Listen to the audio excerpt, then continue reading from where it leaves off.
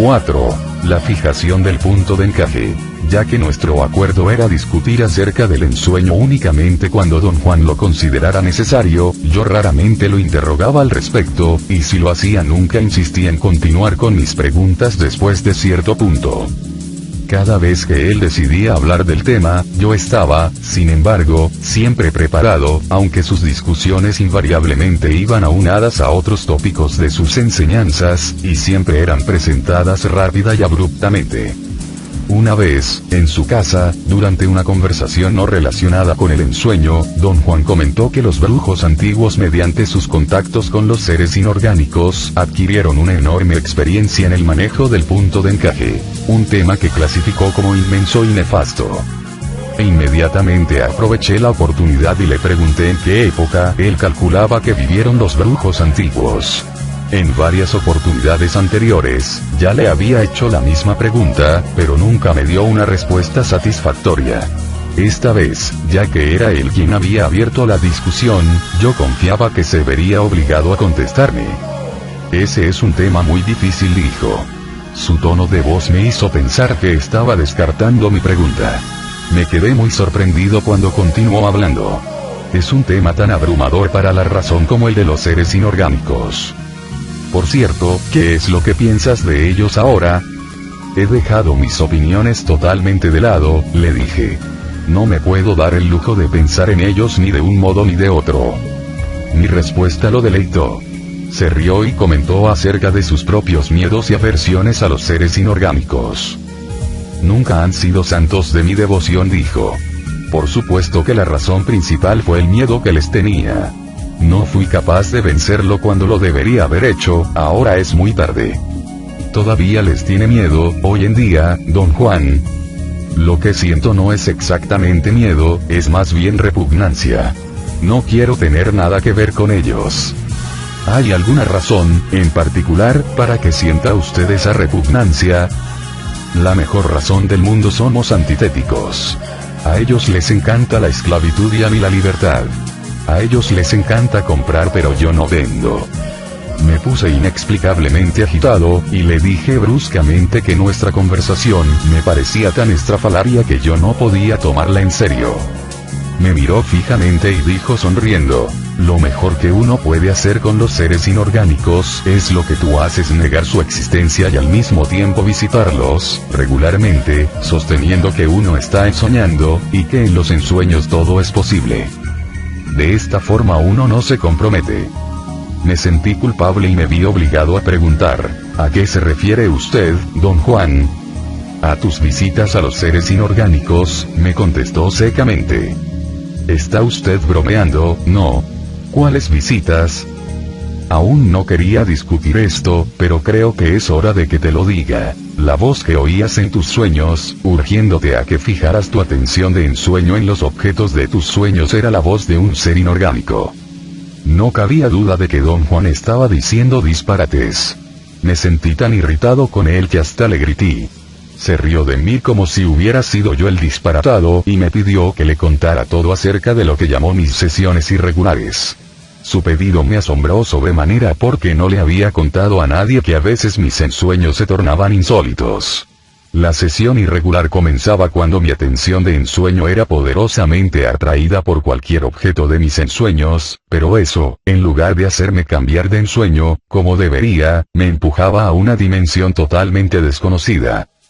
Una dimensión en la cual remontaba yo el vuelo, dirigido por una fuerza invisible que me hacía dar vuelta tras vuelta. Siempre al despertarme de uno de esos ensueños, yo seguía retorciéndome en la cama, por un largo rato, antes de estar completamente consciente. Esos son auténticos encuentros con tus amigos, los seres inorgánicos, comentó don Juan. Sus aseveraciones me provocaron tal malestar, que hasta olvidé mi pregunta acerca de los brujos antiguos. Don Juan, por su cuenta, volvió a ella. Mi idea es que los brujos antiguos existieron hace quizá 10.000 años, dijo sonriendo y observando mi reacción. Basándome en datos arqueológicos actuales sobre la emigración de las tribus nómadas asiáticas a las Américas, le dije que 10.000 años era una fecha irrazonable. Tú tienes tu conocimiento, y yo tengo el mío, dijo. El mío es que los brujos antiguos rigieron por 4000 años. Hace 3000 años, se fueron a pique. Y desde entonces, los nuevos brujos han estado reagrupando y reconstruyendo lo que quedó de los antiguos. ¿Cómo puede usted estar tan seguro de sus fechas? Pregunté. ¿Cómo puedes tú estar tan seguro de las tuyas? Replicó. Le dije que los arqueólogos tienen métodos infalibles para establecer las edades de las culturas del pasado. Y él me aseguró una vez más que los brujos también tenían sus propios métodos infalibles. No estoy tratando ni de llevarte la contraria ni de pelearme contigo, continuó, pero muy pronto vas a tener la oportunidad de preguntarle esto mismo a alguien que lo sabe con absoluta certeza. Nadie puede saber esto con absoluta certeza, don Juan. Sí se puede, y eso es otra de esas cosas de brujos que son imposibles de creer. Hay alguien que puede verificar todo esto. Algún día conocerás a esa persona.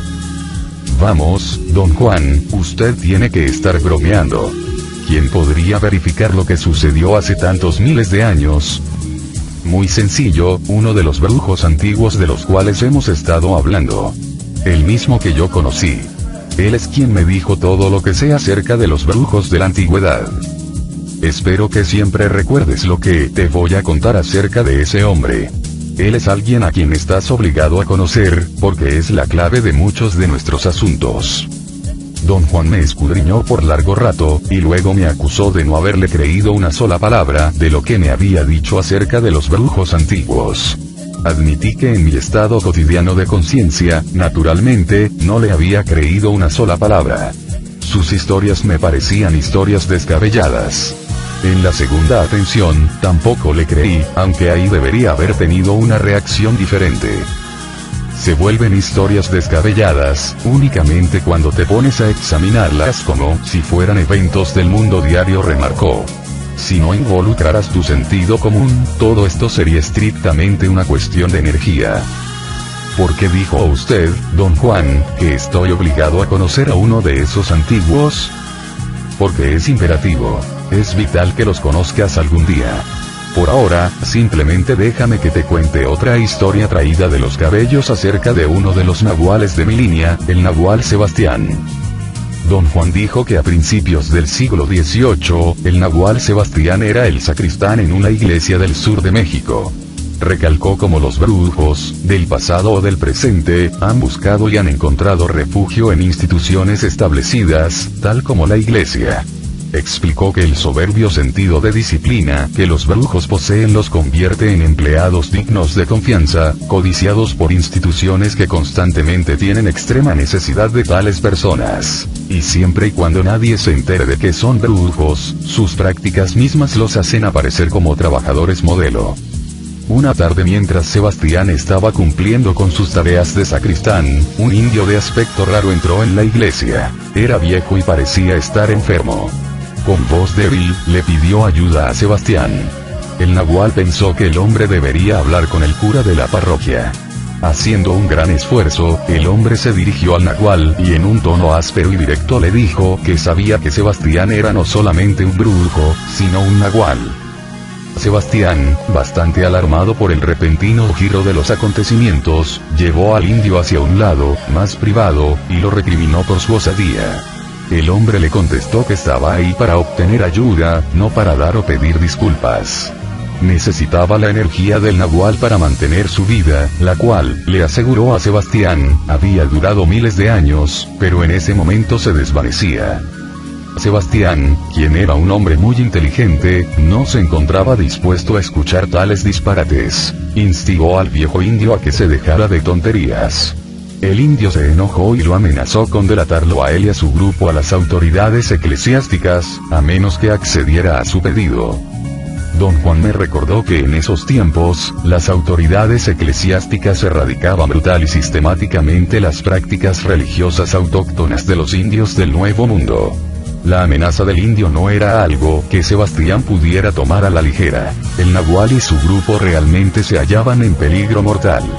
Sebastián le preguntó al indio cómo podría darle energía. El hombre explicó que los nahuales almacenan en sus cuerpos una peculiar energía producto de su disciplina, y que él era capaz de sacarla a través de un centro energético que todos nosotros tenemos en la región umbilical. Le aseguró a Sebastián que no sentiría dolor alguno y que, a cambio de su energía, podría no solo continuar sano y salvo con sus actividades, sino que también obtendría un regalo de poder. Al nahual Sebastián no le cayó nada bien el haber entrado en tratos con ese indio, pero el hombre fue inflexible y no le dejó otra salida más que cumplir con sus deseos. Don Juan comentó que el indio no estaba en lo absoluto exagerando acerca de lo que afirmó. Verdaderamente era uno de los brujos de la antigüedad, conocidos como los desafiantes de la muerte.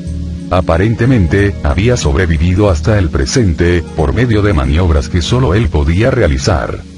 Lo que aconteció entre Sebastián y aquel hombre, se convirtió en la base de un acuerdo que ligó a los 6 nahuales que siguieron a Sebastián. El desafiante de la muerte mantuvo su palabra a cambio de la energía que obtuvo de cada uno de esos hombres, les hizo a cada uno de ellos una donación, un regalo de poder. Sebastián fue el primero en recibirlo aunque con desagrado. Todos los demás nahuales, por el contrario, aceptaron gustosamente sus regalos. Don Juan concluyó su historia diciendo que los nahuales de su línea cumplieron con ese convenio por más de 200 años, creando así una relación simbiótica que cambió el curso y el objetivo final de su linaje, y que, con el transcurso del tiempo, el desafiante de la muerte llegó a ser conocido como el inquilino. Don Juan no explicó nada más acerca de esta historia, pero me quedé con una extraña sensación de veracidad que me molestó más de lo que yo pudiera haber imaginado. ¿Cómo pudo ese hombre sobrevivir por tanto tiempo? Le pregunté. Nadie lo sabe, contestó. Todo lo que sabemos de él, por generaciones, es lo que él nos dice. El desafiante de la muerte es a quien le pregunté sobre los brujos de la antigüedad, y es él quien me dijo que llegaron a su final hace 3000 años. ¿Está usted seguro de que le estaba diciendo la verdad? Le pregunté. Don Juan me miró con ojos de asombro. Cuando uno está allí frente a ese inconcebible desconocido, dijo, señalando a su alrededor, uno no se sale con mentiras pinches. Esas mentiras son para la gente que no sabe lo que está allá esperándonos. ¿Qué es lo que nos está esperando, don Juan? Su respuesta, al parecer una frase inofensiva, se me hizo más aterrorizante que una descripción de algo horrendo. Lo enteramente impersonal, dijo. Se debe de haber dado cuenta de mi estado de ánimo y me hizo cambiar de niveles de conciencia, para que mi miedo se desvaneciera. Unos meses más tarde, mi práctica de ensueño tomó un giro inusitado. En mis ensueños, empecé a obtener respuestas a preguntas que estaba planeando hacerle a don Juan.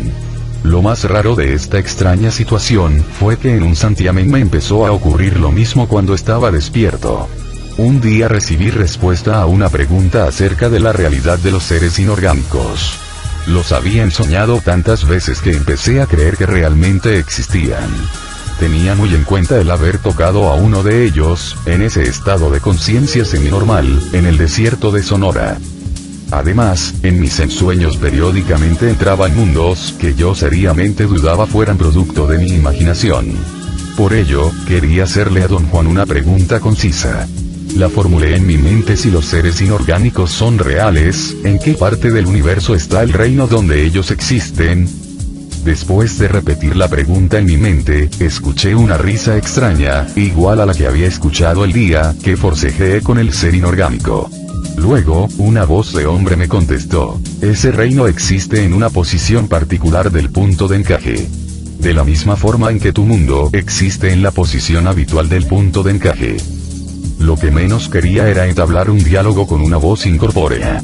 Me levanté de un salto de donde estaba sentado y salí corriendo fuera de la casa. Pensé que me estaba volviendo loco. Una preocupación más que añadir a mi colección de preocupaciones. La voz fue tan clara y autoritaria, que no solamente me intrigó sino que me aterrorizó. Esperé con nerviosismo total el próximo asalto de esa voz, pero eso nunca se repitió. En la primera oportunidad que tuve, consulté con don Juan. No quedó en lo más mínimo impresionado. Debes entender, de una vez por todas, que cosas como estas son muy normales en la vida de un brujo, dijo. No estás enloqueciendo. Simplemente oíste la voz del emisario del ensueño. Al cruzar la primera o la segunda compuerta del ensueño, los ensoñadores llegan a una fuente universal de energía y empiezan a ver cosas o a escuchar voces. Realmente no son voces, es una sola voz. Los brujos la llaman la voz del emisario de ensueño. ¿Qué es el emisario de ensueño? Una carga de energía diferente a la nuestra. Es una energía forastera que pretende ayudar a los ensoñadores diciéndoles cosas. El problema con el emisario de ensueños es que únicamente puede decirles a los brujos lo que ellos ya saben o deberían saber, si realmente fueran brujos que valen la pena. El que me diga usted que es una carga de energía no me ayuda en absoluto, don Juan. ¿Qué clase de energía? ¿Benigna, maligna, o qué? Es simplemente lo que te dije, una energía diferente de la nuestra. Una fuerza impersonal, que nosotros convertimos en algo muy personal, por el hecho de que tiene voz. Algunos brujos juran que les aconseja. Hasta la ven. O, como tú, simplemente la oyen como una voz de hombre o de mujer. Una voz que les describe situaciones del momento. La mayoría de las veces los brujos toman estas descripciones erróneamente como consejos sagrados. ¿Por qué se llega a oír a esa energía como una voz? Los ensoñadores oyen o ven al emisario, cuando tienen suficiente energía para mantener sus puntos de encaje fijos en una nueva posición específica. Mientras más intensa es esta fijación, más intensa la experiencia del emisario. Ten cuidado. A lo mejor un día lo ves o lo sientes como una mujer desnuda. Don Juan se rió de su propio comentario, pero yo estaba demasiado asustado para frivolidades. ¿Es esta fuerza capaz de materializarse? Pregunté. Por supuesto, contestó. Y todo depende de cuán fijo esté el punto de encaje. Sin embargo, si se mantiene cierto grado de desapego, nada sucede.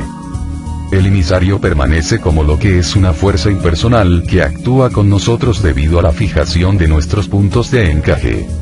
¿Es el consejo del emisario algo que se puede tomar en serio? Nada de lo que dice es consejo. Únicamente describe lo que está frente a uno. Las conclusiones son nuestras propias deducciones. Le dije a don Juan lo que la voz me había dicho. Ya ves, es exactamente lo que te dije, recalcó.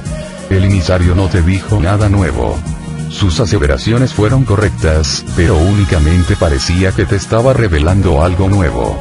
Lo que el emisario hizo fue meramente repetirte lo que tú ya sabías.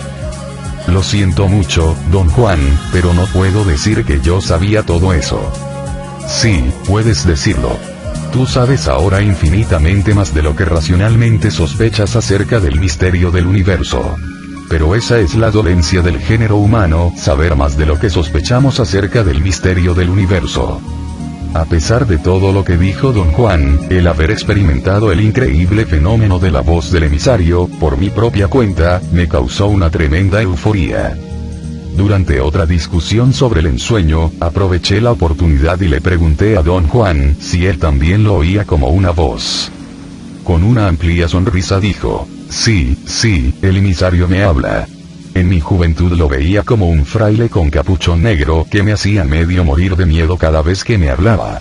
Cuando mi miedo disminuyó, se convirtió en una voz incorpórea, la cual me habla hasta hoy en día. ¿Qué le dice a usted, don Juan? Me habla de las cosas en que enfoco mi atención, cosas que no me tomo la molestia de averiguar por mí mismo.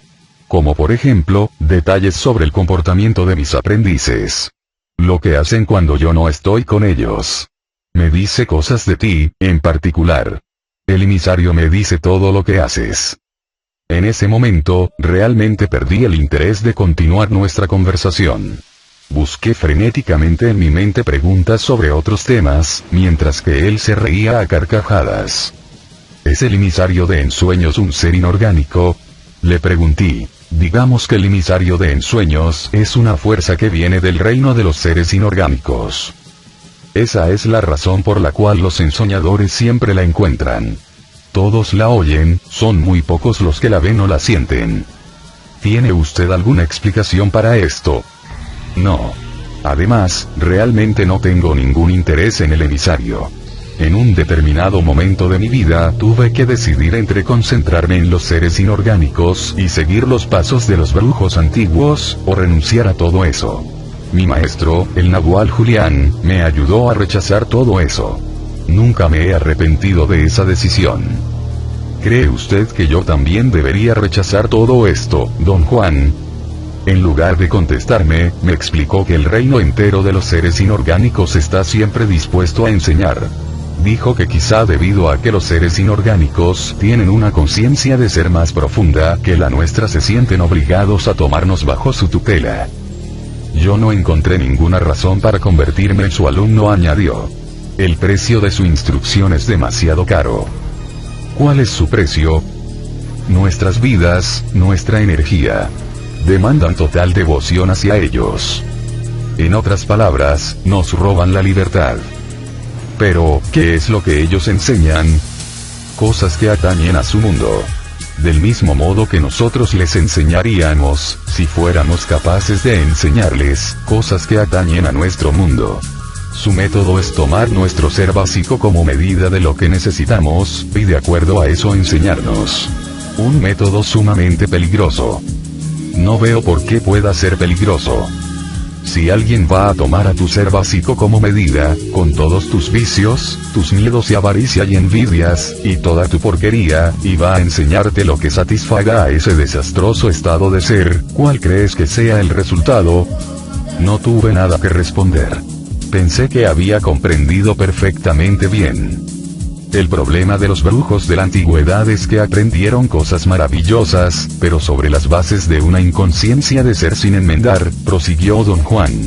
Los seres inorgánicos realizaban las acciones prácticas necesarias para lograr una u otra cosa y así con ejemplos guiaban a los brujos antiguos paso a paso a copiar esas acciones, sin que cambiaran en absoluto nada de su naturaleza básica. ¿Todavía existe esta clase de relaciones con los seres inorgánicos hoy en día? No te puedo contestar eso con certeza. Lo único que me cabe decir es que yo no puedo concebir una relación de ese tipo. Lo que hace es disminuir nuestro apego a la libertad, al consumir toda nuestra energía disponible. Para poder realmente seguir el ejemplo de sus aliados, los brujos de la antigüedad tuvieron que pasarse la vida entera en el reino de los seres inorgánicos. La cantidad de energía necesaria para lograr eso es asombrosa. ¿Quiere usted decir, don Juan, que los brujos antiguos eran capaces de existir en esos reinos de la misma forma en que nosotros existimos aquí? No exactamente como nosotros existimos aquí, pero ciertamente vivían ahí, y retenían su conciencia y su individualidad. Para ellos el emisario de ensueño fue una entidad vital, porque es el puente perfecto. Habla, y su tendencia es enseñar, guiar. ¿Ha estado usted en ese reino, don Juan? Innumerables veces. Al igual que tú. Pero no tiene ningún caso hablar de esto ahora. Todavía no has recordado toda tu atención de ensueño. Ya hablaremos sobre ese reino uno de estos días. A mi parecer, don Juan, a usted ni le gusta ni aprueba al emisario. Ni lo apruebo ni me gusta. Pertenece a otra modalidad, la de los brujos antiguos. Además, en nuestro mundo, sus enseñanzas y su guía son disparates. Y por esos disparates, el emisario nos cobra enormidades en términos de energía. Algún día estarás de acuerdo conmigo. Ya lo verás. En el tono de sus palabras, pude captar la velada implicación de que yo no coincidía con él en lo que al emisario se refería. Estaba a punto de arguir que eso era un error de su parte, cuando escuché la voz del emisario en mis oídos. Él tiene razón, dijo la voz. Yo te caigo bien porque no encuentras nada malo en el hecho de explorar todas las posibilidades. Tú estás en pos de conocimiento. El conocimiento es poder. Tú no quieres meramente la seguridad de tus rutinas y las creencias de tu mundo. El emisario dijo todo esto en inglés, con un marcado acento de la costa del Pacífico. Después cambió a español. Noté un tenue acento argentino. Nunca había escuchado hablar al emisario de esta manera. Me fascinó. El emisario me habló de logros, de sabiduría, de cuán lejos me encontraba de mi lugar natal, de mi ansia de aventura y de mi obsesión con nuevos horizontes. La voz hasta me habló en portugués, con una definida inflexión de las pampas del sur. Escuchar a esa voz, llenándome de halagos, al final no solamente me asustó, me asqueó. Le dije a don Juan ahí mismo que tenía que dejar de ensoñar. Me miró sorprendido, pero cuando le repetí todo lo que había escuchado, accedió, aunque dándome la impresión de que únicamente lo hacía para apaciguarme. Unas semanas más tarde, con más calma, me pareció que mi reacción fue un poco emocional y, por lo tanto, errónea mi decisión de parar mi entrenamiento. Regresé, por mi cuenta, a mis prácticas de ensueño. No le consulté a don Juan, pero estaba seguro que de algún modo él estaba al tanto de mi vuelta. Una de las veces que lo fui a visitar, muy inesperadamente empezó a hablar sobre los sueños. El mero hecho de que no nos hayan enseñado a tomar a los sueños como un genuino campo de exploración, no quiere decir que no lo sean, comenzó. Los sueños son analizados por su significado, o son considerados como indicaciones proféticas, pero nunca son valorados como un reino de eventos reales. De acuerdo a lo que sé, solamente los brujos antiguos hicieron eso, don Juan prosiguió, pero al final lo echaron todo a perder. Su ambición los cegó y cuando llegaron a una encrucijada crucial, tomaron el camino equivocado. Se enfocaron en una sola maniobra, la fijación del punto de encaje en las miles de posiciones que puede adoptar. Don Juan dijo que lo asombraba el hecho de que, a todas las cosas maravillosas que los brujos antiguos aprendieron explorando esas millares de posiciones, el arte del ensueño y el arte del acecho eran lo único que quedaba hoy en día. Reiteró que el arte del ensueño tiene que ver con el desplazamiento del punto de encaje, y definió al acecho como el arte de la fijación del punto de encaje en cualquier posición a la cual se haya desplazado. Fijar el punto de encaje en una de las posiciones significa adquirir cohesión, dijo. Eso es lo que has estado haciendo en tus prácticas de ensueño, adquirir cohesión.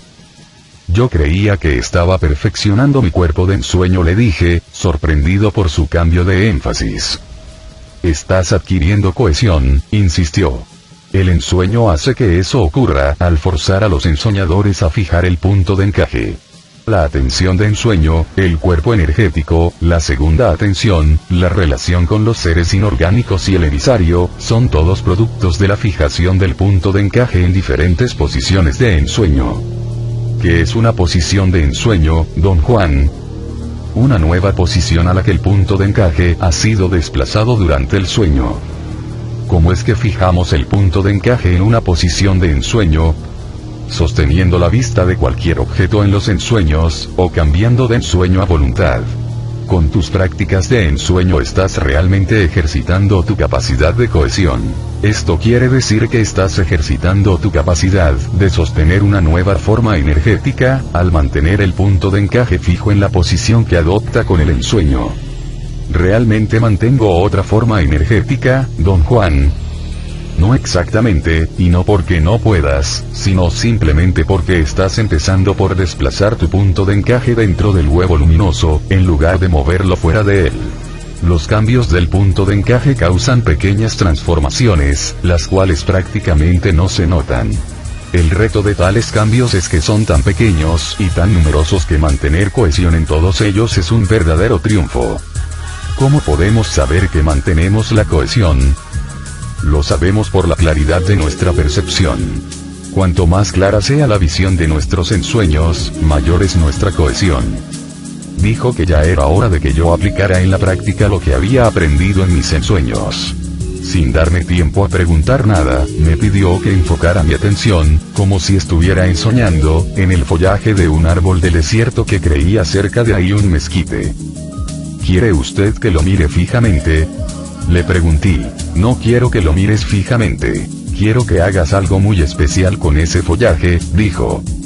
Acuérdate de que en tus ensueños, una vez que eres capaz de sostener la vista en cualquier objeto, estás realmente sosteniendo una nueva posición de ensueño.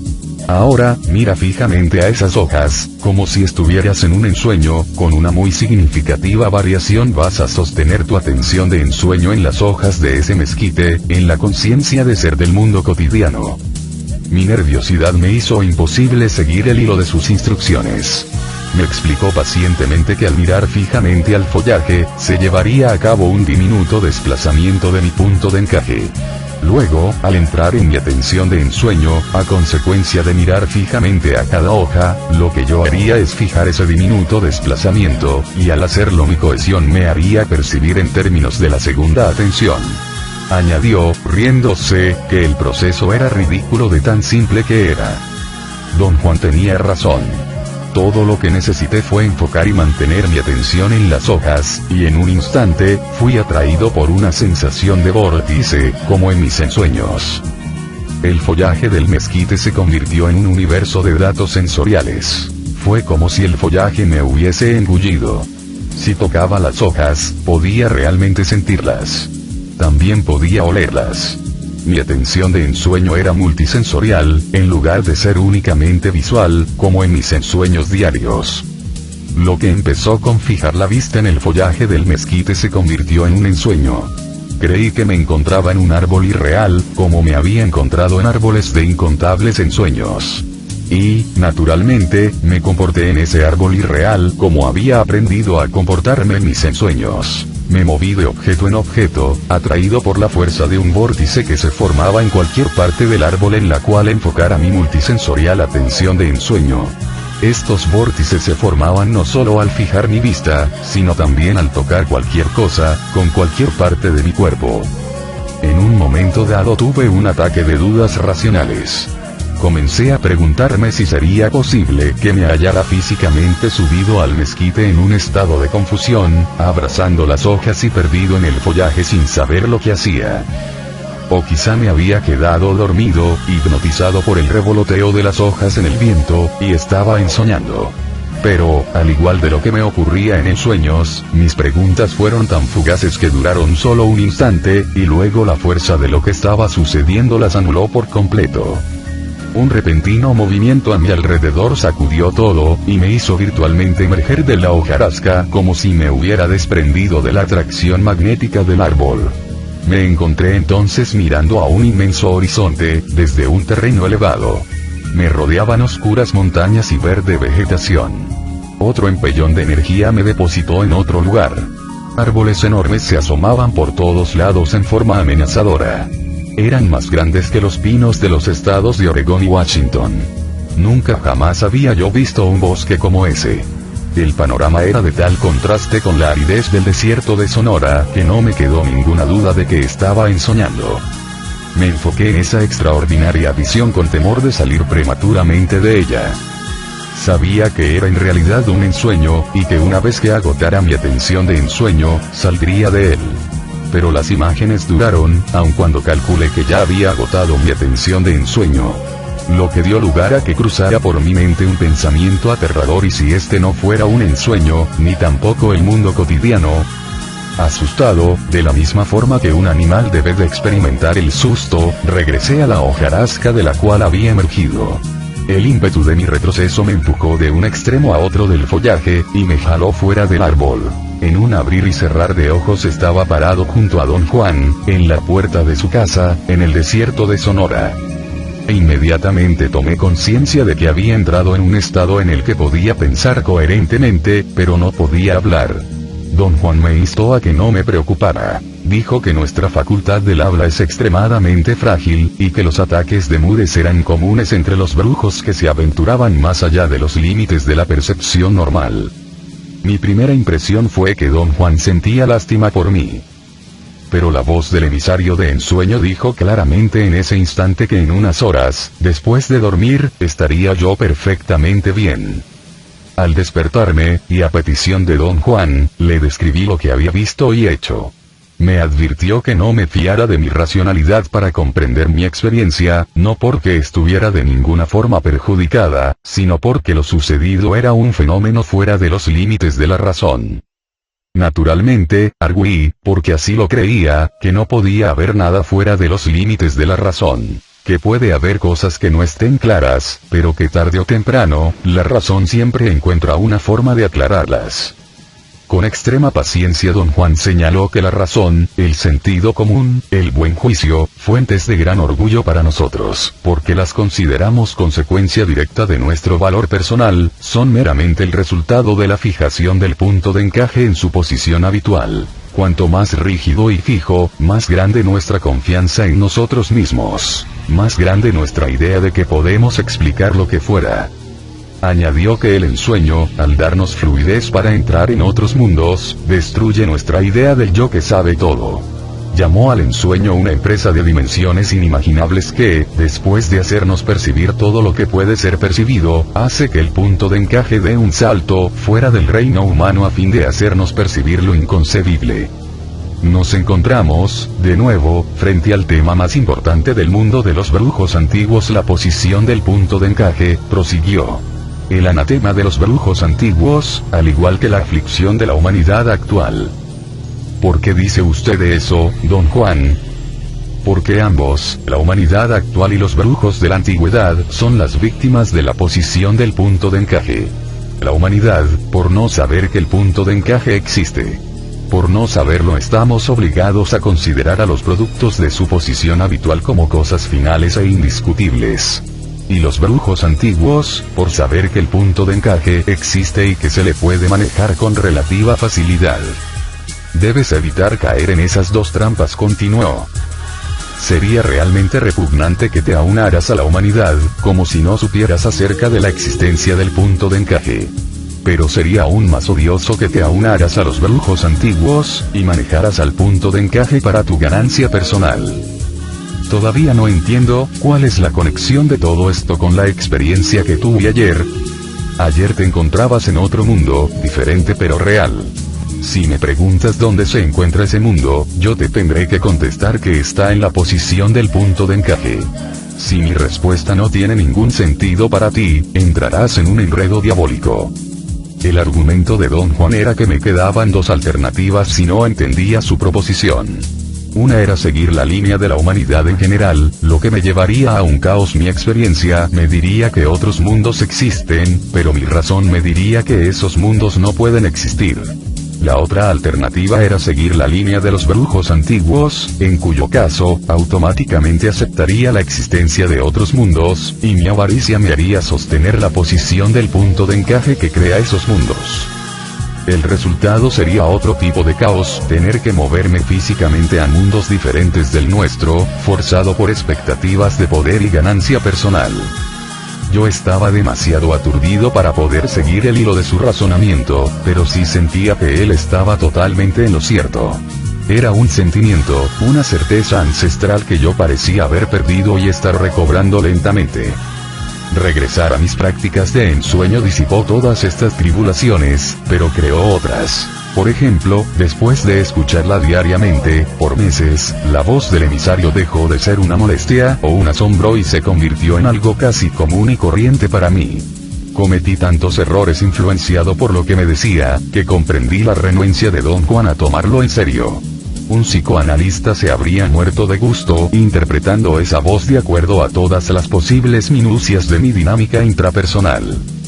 Don Juan mantenía inmutablemente que el emisario es una fuerza impersonal y constante procedente del reino de los seres inorgánicos, por lo tanto, todos los ensoñadores lo experimentan, más o menos en los mismos términos. Y si eligen seguir lo que les dice, como si fuera un consejero, son unos tontos incurables. Yo era definitivamente uno de ellos. No había manera de mantenerme impasible frente a un evento tan extraordinario. Una voz que clara y concisamente me decía en 3 idiomas datos ocultos sobre cosas o personas en las cuales enfocaba mi atención. La única desventaja, que no tenía grandes consecuencias para mí, era que la voz y yo no estábamos sincronizados. Generalmente, el emisario me daba información acerca de cosas, gente o eventos, cuando ya había olvidado mi interés en ellos. Le pregunté a don Juan acerca de esta falla. Me dijo que tenía que ver con la rigidez de mi punto de encaje. Me explicó que, habiendo sido yo criado por abuelos, estaba saturado de opiniones e ideas de gente vieja, y que debido a ello, yo era peligrosamente rígido. Dijo que su método de darme pociones de plantas alucinógenas, no había sido otra cosa sino un esfuerzo para sacudir mi punto de encaje, y así permitir que tuviera un margen mínimo de fluidez. Si no desarrollas ese margen continuo, o te vuelves más rígido, o te conviertes en un brujo histérico, o haces las dos cosas. Mi interés en contarte anécdotas de los brujos antiguos, no es para hablar mal de ellos sino para ponerte al tanto de lo que eran. Tarde o temprano, tu punto de encaje va a adquirir más fluidez, pero no lo suficiente como para contrarrestar tu tendencia a ser como ellos, rígido e histérico. ¿Cómo puedo evitar eso, don Juan? Hay un modo. Los brujos lo llaman el puro entendimiento. Yo lo llamo el romance con el conocimiento. Es el impulso que los brujos utilizan para saber, para descubrir, y para quedarse boquiabiertos de asombro y admiración con lo que descubren. Don Juan cambió de tema, y pasó a explicar en mayor detalle la fijación del punto de encaje. Dijo que al ver el punto de encaje de los niños, oscilando constantemente y cambiando fácilmente de lugar como movido por un temblor, los brujos antiguos llegaron a la conclusión de que su posición habitual no es innata sino creada por los hábitos. Viendo también, que es solamente en los adultos, que éste se fija en un lugar definido, supusieron que la ubicación específica del punto de encaje promueve una manera específica de percibir. A consecuencia del uso, esta manera específica de percibir se convierte en un sistema para la interpretación de datos sensoriales. Don Juan señaló que para existir, dicho sistema, precisa de una leva general. Todos nosotros los seres humanos, al nacer, somos reclutados en él. Y nos pasamos una vida entera ajustando imperiosamente nuestra percepción para que concuerde con las demandas de este sistema.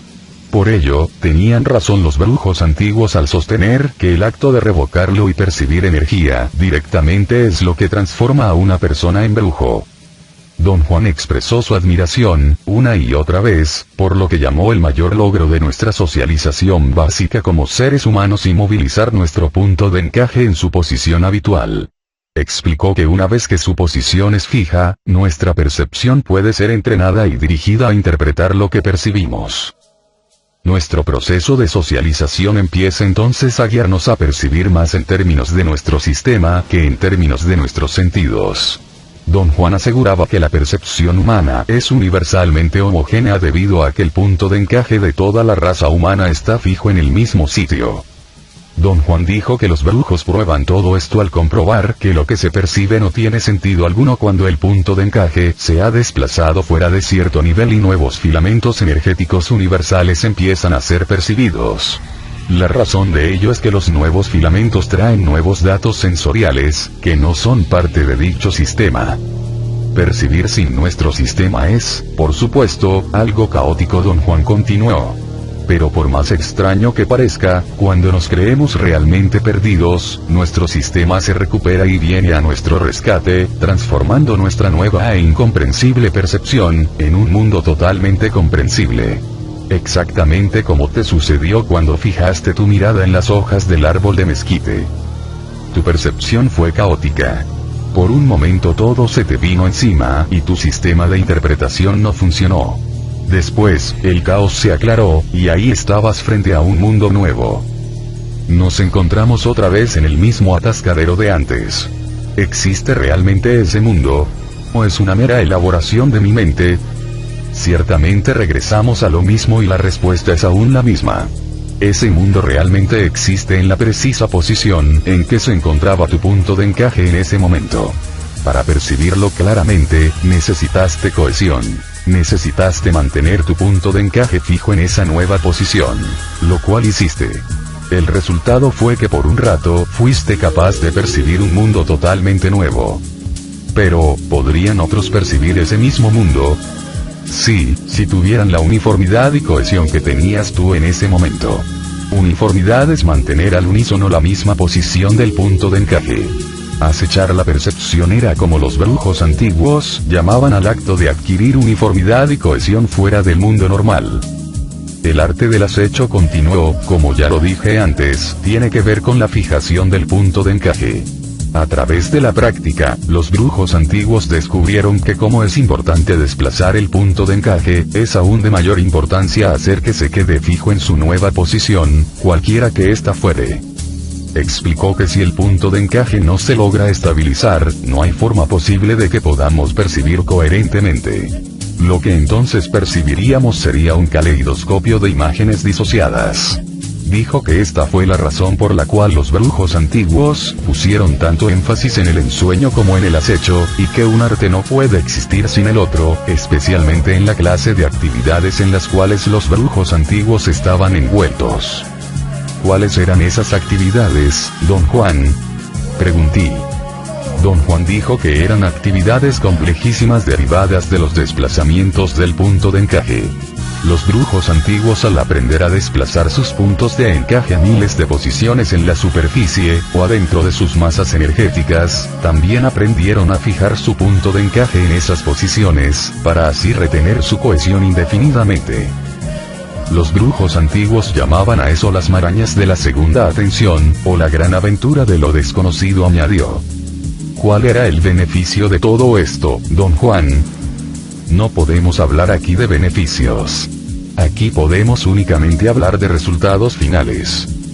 Dijo que la cohesión de los brujos antiguos era tal que les permitió llegar a ser, perceptual y físicamente, todo lo que sus puntos de encaje dictaban.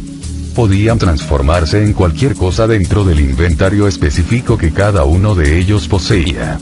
Don Juan llamaba un inventario a todos los detalles perceptibles necesarios para convertirse, por ejemplo, en jaguares, pájaros, insectos, etcétera, etcétera. Para mí es muy difícil creer que esa transformación pueda ser posible, le dije. Es posible, aseguró. No tanto para ti o para mí, pero sí para ellos. Para ellos eso no era nada. Dijo que los brujos antiguos tenían tan espléndida fluidez que todo lo que necesitaban era un ligero desplazamiento de su punto de encaje, una mínima señal en su ensueño para instantáneamente acechar su percepción. Es decir, para arreglar su cohesión y hacerla encajar en su nuevo estado de conciencia, sea esta la de un animal, otra persona, un pájaro, o lo que fuera. Pero, ¿no es eso lo que los enfermos mentales hacen? ¿Crear su propia realidad? Pregunté. No, no es lo mismo, dijo. Los dementes imaginan su propia realidad, porque no tienen, en lo absoluto, un propósito preconcebido. Los dementes añaden caos al caos. Los brujos, por el contrario, traen orden al caos. Su propósito preconcebido y trascendental es liberar su percepción.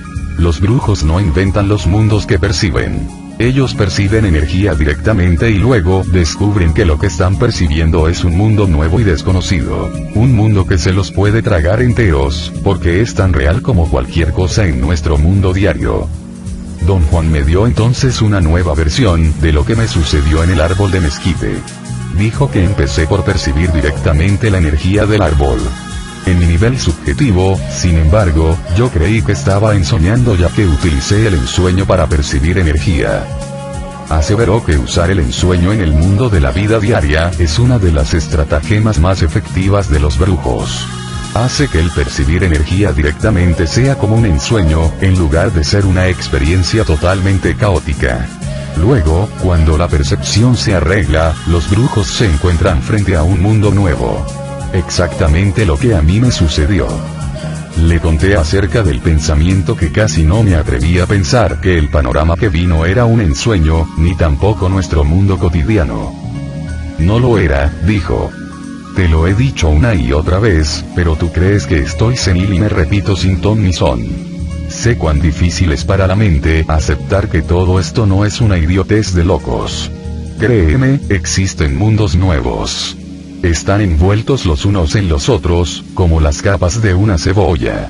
El mundo en el cual existimos no es más que una de esas capas. ¿Quiere usted decir, don Juan, que el propósito de sus enseñanzas es prepararme para ir a esos mundos? No. No quise decir eso. Vamos a esos mundos solamente como un ejercicio. Esos viajes son los antecedentes de los brujos de ahora. Hacemos el mismo tipo de ensueño que los brujos antiguos solían hacer, pero en cierto momento, nos desviamos a un nuevo terreno. Los brujos antiguos preferían los cambios del punto de encaje, por lo tanto siempre se encontraban en territorios más o menos conocidos o predecibles.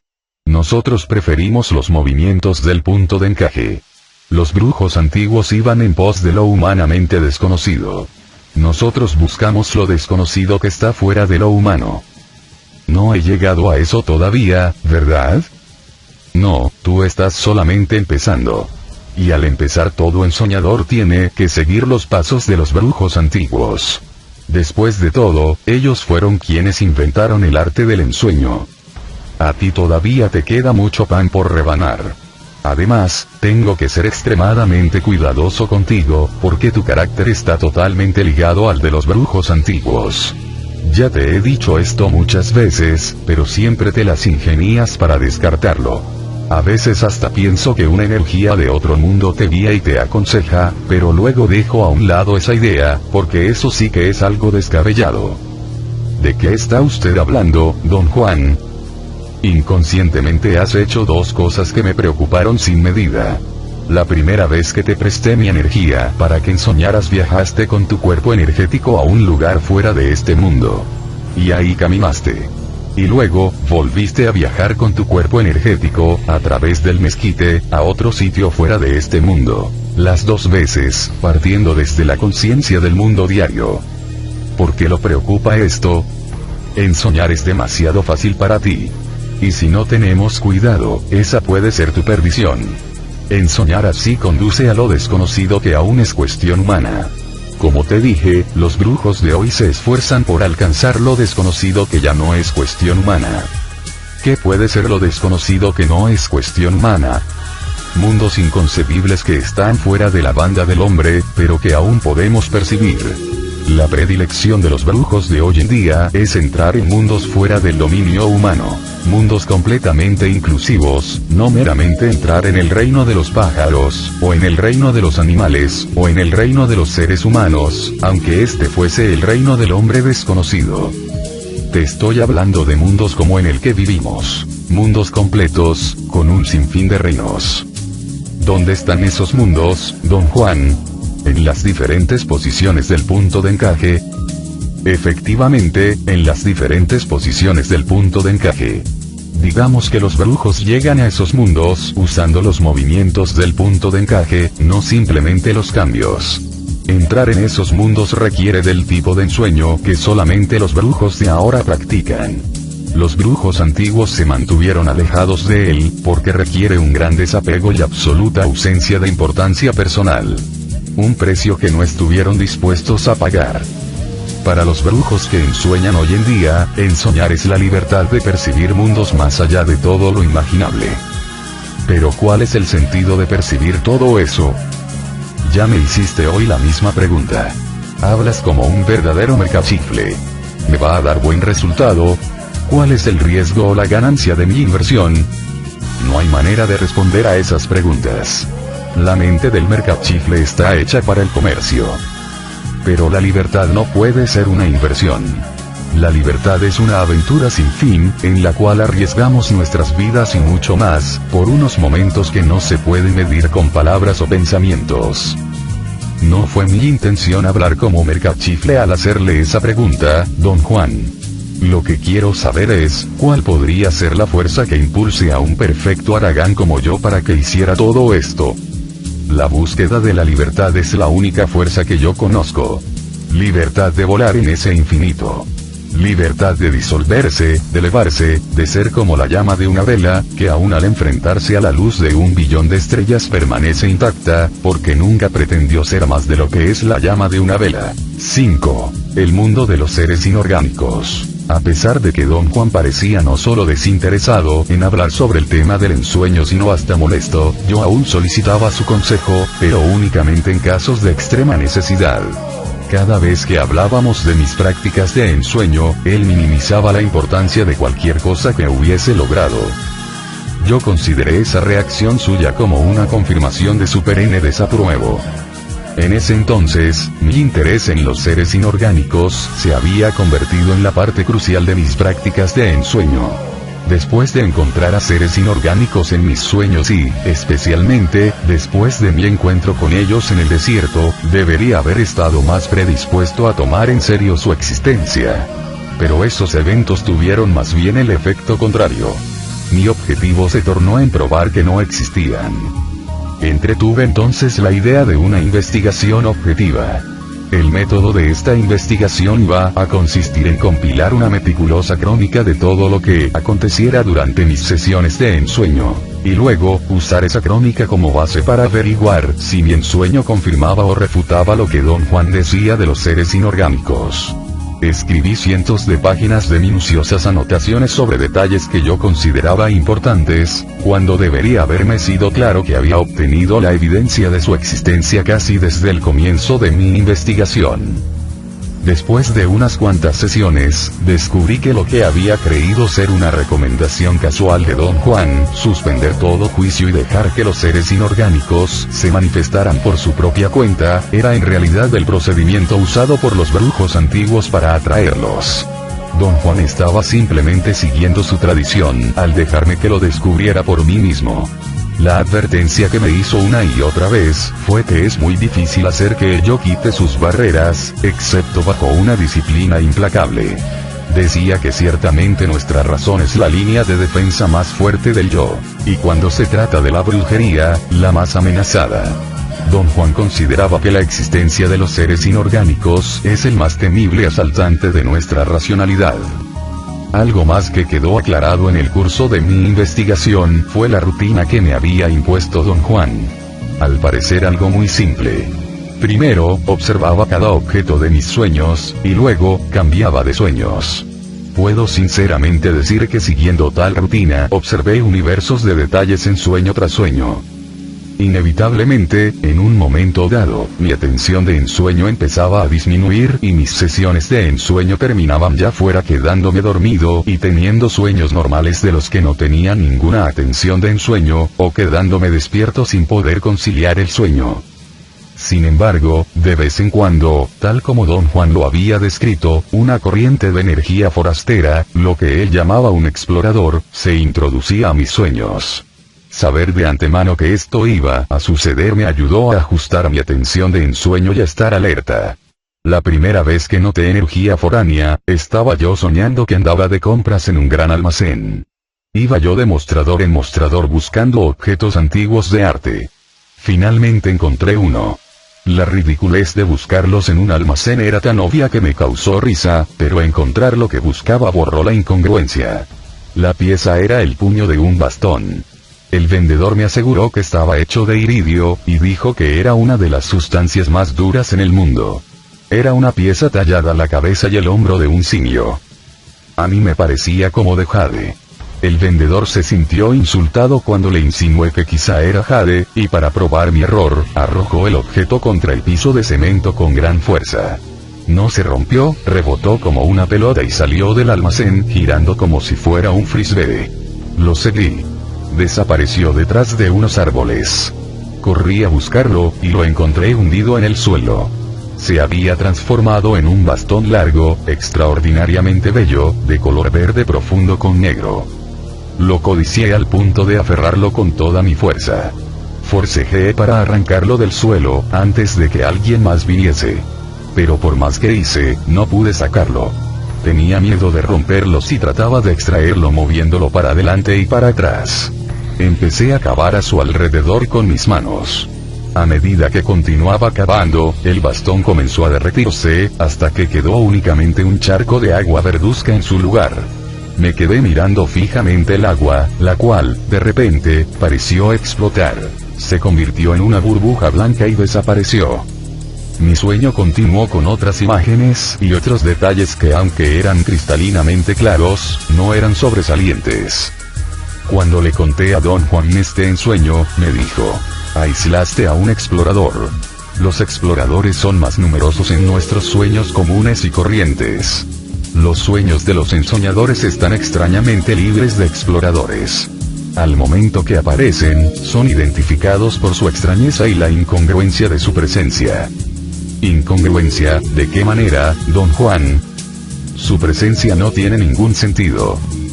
En un sueño muy pocas cosas tienen sentido. Es únicamente en los sueños comunes y corrientes que las cosas no tienen sentido. Yo diría que es así debido a que la gente común y corriente sufre asaltos más intensos de lo desconocido. En sus sueños hay muchísimos exploradores. ¿Y por qué es así, Don Juan? En mi opinión, lo que ocurre es un equilibrio de fuerzas. La gente común y corriente tiene estupendas barreras para protegerse contra esos asaltos. Barreras tales como preocupaciones diarias. Mientras más fuerte es la barrera, más fuerte es el ataque. Por otro lado, los ensoñadores tienen menos barreras y menos exploradores en sus ensueños. Parece que en sus ensueños hay menos exploradores, quizá para asegurar que los ensoñadores se percaten rápidamente de su presencia. Don Juan me aconsejó poner mucha atención y recordar todo detalle posible del ensueño que tuve. Hasta me hizo repetirle lo que ya le había contado. Me desconcierta usted, le dije. Primero no quiere escuchar nada acerca de mis ensueños, y luego si quiere. ¿Hay algún orden en rechazar y acceder? Por supuesto que hay orden detrás de todo esto, dijo. Algunas cosas son de importancia clave, ya que están asociadas con el espíritu. Otras no tienen absolutamente ninguna importancia, ya que están asociadas con nuestras pinches personalidades. El primer explorador que aislaste, va a estar siempre presente de una forma o de otra, igual que los detalles de tu ensueño. Así que será un bastón, o un frisbee, o un vendedor, o iridio. Por cierto, ¿qué es iridio? Realmente no lo sé. Ahí lo tienes. ¿Y qué dirías si resultara ser una de las sustancias más duras del mundo? Los ojos de Don Juan brillaban de deleite, mientras yo me reía nerviosamente de tan absurda posibilidad, la cual resultó ser cierta. Una vez que hube aceptado el esquema de Don Juan de que energía foránea se filtra en los sueños, empecé a tomar en cuenta la presencia de objetos extraños en mis ensueños. Invariablemente, después de haberlos aislado, mi atención de ensueño se enfocaba en ellos con una intensidad que no me ocurría en ninguna otra oportunidad.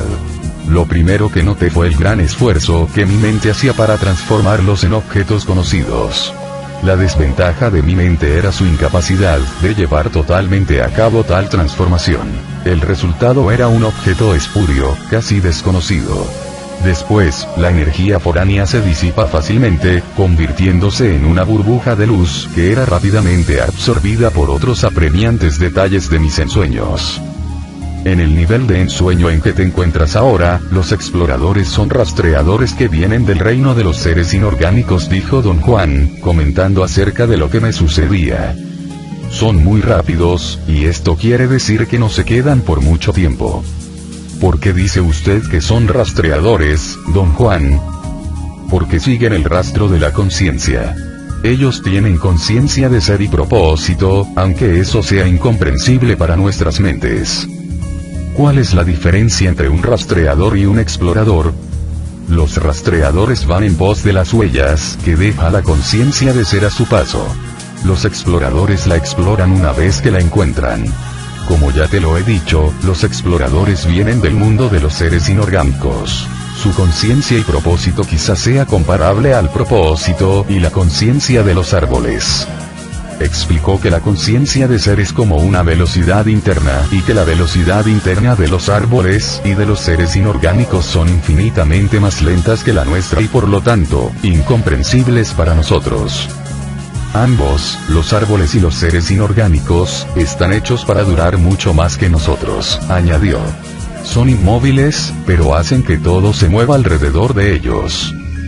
¿Quiere usted decir, Don Juan, que los seres inorgánicos son estacionarios como los árboles? Naturalmente. Lo que ves en tus ensueños, como balos oscuros o luminosos, son sus proyecciones. Lo que oyes como la voz del emisario de ensueño es también su proyección. Al igual que lo son los exploradores. Me puse repentinamente muy ansioso, agobiado por sus aseveraciones. Le pregunté a Don Juan si los árboles también tenían proyecciones de esa naturaleza. Las tienen, dijo. Para nosotros los seres humanos las proyecciones de los árboles son menos amigables aunque las de los seres inorgánicos. Los ensoñadores nunca las buscan, a menos que estén en un estado de profunda amenidad con los árboles. Un estado muy difícil de lograr, ya que nosotros no tenemos amigos en esta tierra, se rió entre dientes y añadió: no es un gran misterio la razón de esto. Quizá no lo sea para usted, Don Juan, pero ciertamente lo es para mí. Somos destructivos a más no poder. Hemos ganado la enemistad de todos los seres vivientes de esta tierra. Es por eso que no tenemos amigos. Me sentí más mal aún y quise terminar la conversación. Pero una repentina oleada de curiosidad me hizo regresar al tema de los seres inorgánicos. ¿Qué cree usted que debería hacer para seguir a uno de los exploradores? Pregunté. ¿Qué razón podrías tener para seguirlos? Estoy haciendo una investigación objetiva sobre los seres inorgánicos. Ahora sí que me estás tomando el pelo, ¿verdad? ¿A poco no estabas totalmente convencido de que los seres inorgánicos no existen? Su tono burlón y su risa entrecortada me dieron a entender lo que pensaba de mi investigación. Cambié de parecer, don Juan. Ahora quiero explorar todas esas posibilidades. Acuérdate que el reino de los seres inorgánicos era el terreno de los brujos antiguos. Para llegar ahí, tuvieron que fijar tenazmente su atención de ensueño en los objetos de sus sueños. De esa manera, eran capaces de aislar a los exploradores. Y una vez que tenían a los exploradores enfocados, gritaban su intento de seguirlos. En el instante en que los brujos antiguos manifestaban en voz alta su intento, una fuerza incontenible los jalaba. Así tan simplemente como eso, don Juan. No me contestó. Se sonrió mirándome a los ojos, como retándome a que lo hiciera. En mi casa, traté de indagar y de deducir, hasta el cansancio, lo que don Juan quiso realmente decir. No estaba en absoluto dispuesto a considerar que quizá hubiera descrito un proceso factible. Un día, después de haber agotado todas mis ideas y mi paciencia, tuve un extraño sueño. En él, un pez repentinamente brincó fuera de una alberca, al borde de la cual yo caminaba. El pez se retorció a mis pies y luego voló como si fuera un pájaro con alas coloridas, y se sentó en una rama, siendo aún un pez. La escena era tan poco común, que mi atención de ensueño se galvanizó. Supe instantáneamente que se trataba de un explorador. Un segundo más tarde, cuando el pez pájaro se transformó en un punto de luz, grité mi intento de seguirlo, y tal como don Juan lo había dicho, una fuerza incontenible me jaló a otro mundo. Volé a través de un túnel oscuro, como si fuera yo un insustancial insecto volador. La sensación de un túnel terminó de una manera abrupta, exactamente como si yo hubiera sido arrojado fuera de un tubo. El impulso me dejó, de un golpe, frente a una inmensa masa física. Me encontraba casi tocándola. En cualquier dirección que mirara, no podía ver su fin. Cínicamente me puse a pensar que yo mismo estaba construyendo la visión de esa masa, al igual que uno construye un sueño y ¿por qué no? Pensé, después de todo, estaba dormido, ensoñando. Sin otra cosa que hacer, seguí mi rutina y empecé a observar los detalles de mi ensueño. Lo que estaba frente a mí se parecía mucho a una gigantesca esponja. Era una masa porosa y cavernosa. No podía sentir su textura, pero se veía como si fuera áspera y fibrosa. Era de un color café oscuro. No cambiaba de forma. Tampoco se movía. Al mirarla fijamente, tuve la absurda impresión de que esa masa estacionaria era algo real. Estaba fija en algún sitio, ejerciendo una atracción tan poderosa sobre mí que me era totalmente imposible desviar mi atención de ensueño para examinar algo más. Una extraña fuerza que jamás había encontrado antes en mis ensueños, me tenía aprisionado. Luego, sentí claramente cómo la masa dejaba libre mi atención de ensueño, la cual se enfocó en el explorador que me había transportado hasta allí. En la semioscuridad se veía como una luciérnaga flotando a mi lado, por encima de mí. En su reino, era una pequeña masa de pura energía. Yo era capaz de ver su chisporroteo energético. Parecía estar consciente de mí. De repente se me echó encima y me jaló, me aguijoneó. No sentí su toque, sin embargo, sabía que me estaba tocando. Era una sensación nueva y asombrosa. Sentí como si una parte de mí, que no estaba presente ahí, hubiese sido electrificada por ese toque. Una tras otra, oleadas de energía pasaron por ese yo ausente. A partir de ese momento, todo en mi ensueño se volvió mucho más real que antes, al punto de que se tornó muy difícil mantener la idea de que estaba meramente ensoñando. Una dificultad incrementada por la certeza de que con su toque, el explorador había hecho una conexión energética conmigo. Empecé a adivinar lo que quería que yo hiciera, en el instante mismo en que parecía jalarme o empujarme. Lo primero que hizo fue empujarme hacia adentro de la masa física, a través de una enorme caverna o apertura. El interior era tan homogéneamente poroso como el exterior, pero de apariencia más pulimentada, como si la asperidad hubiese sido lijada. Me encontré frente a una estructura semejante a una amplificación de un panal de abejas. Innumerables túneles de forma geométrica partían en todas direcciones. Formaban ángulos entre uno y otro, o iban hacia arriba o hacia abajo en leves inclinaciones, grandes empinadas, o verticalmente. La luz era muy tenue, sin embargo, todo era perfectamente visible. Los túneles parecían estar vivos y conscientes de sí, chisporroteaban. Al quedarme mirándolos fijamente me di cuenta de que estaba viendo. Esos eran túneles de energía. En el instante de comprender esto, la voz del emisario de ensueño rugió en mis oídos, tan fuerte que no pude entender lo que dijo. «Baja el tono». Grité con mi usual impaciencia, y comprobé que si hablaba, bloqueaba la visión de los túneles, y entraba en un vacío en el cual lo único que podía hacer era escuchar.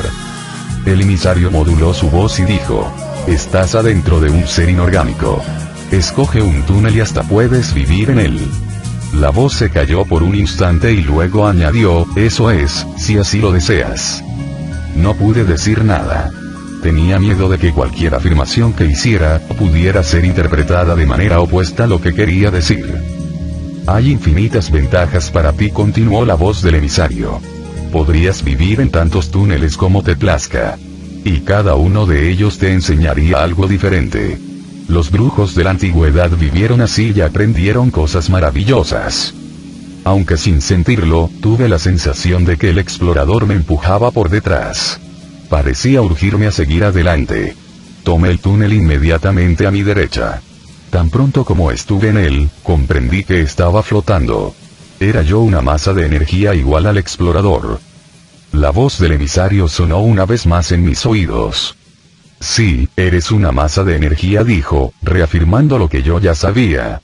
Pero aún así, su redundancia me causó alivio. «Y estás flotando adentro de un ser inorgánico», prosiguió. «Esta es la forma en que el explorador quiere que te muevas en este mundo. Cuando te tocó, te cambió para siempre.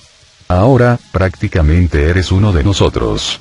Si te quieres quedar aquí, simplemente tienes que manifestar tu intento en voz alta». El emisario dejó de hablar y pude ver nuevamente el túnel. Pero cuando volvió a dirigirme la palabra, algo se había ajustado. Podía escuchar la voz del emisario, sin perder de vista a ese mundo. «Los brujos antiguos aprendieron todo lo que sabían acerca del ensueño, quedándose aquí con nosotros», dijo. Estaba a punto de preguntarle si habían aprendido todo lo que sabían simplemente viviendo en esos túneles, pero el emisario me contestó antes de que se lo preguntara. «Sí, aprendieron todo simplemente viviendo dentro de los seres inorgánicos», dijo. «Lo único que los brujos antiguos tuvieron que hacer para vivir adentro de ellos, fue decirlo. De la misma manera que lo único que tuviste que hacer tú para llegar aquí, fue expresar tu intento en voz alta, de una manera fuerte y clara». El explorador me señaló que continuara moviéndome. Por un momento dudé qué hacer. El explorador hizo algo similar a darme un empellón de tal magnitud que volé a una velocidad inverosímil por innumerables túneles, sin chocar contra nada, cambiando direcciones sin saber cómo. Finalmente me detuve, porque el explorador se detuvo. Nos quedamos flotando por unos instantes, y luego caímos en un túnel vertical. No sentí el drástico cambio de dirección. De acuerdo a mi percepción, continuaba moviéndome en forma paralela al suelo. Cambiamos de direcciones verticales arriba y abajo varias veces, y en todos esos cambios experimenté la misma percepción. Estaba a punto de formular un pensamiento al respecto, cuando escuché la voz del emisario. «Creo que te sentirías mejor si gatearas en lugar de volar», dijo.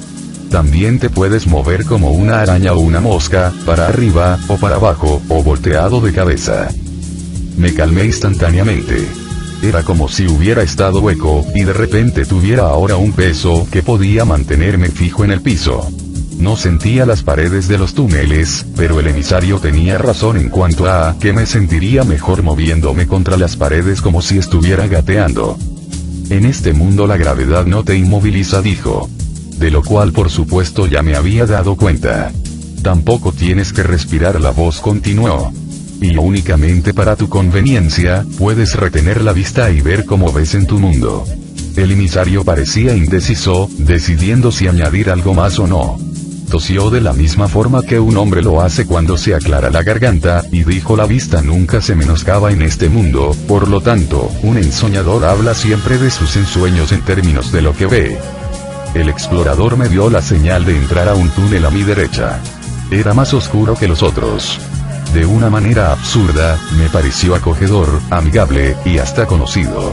Se me ocurrió que yo era como ese túnel, o que ese túnel era como yo. Ustedes dos ya se conocieron antes, dijo la voz del emisario.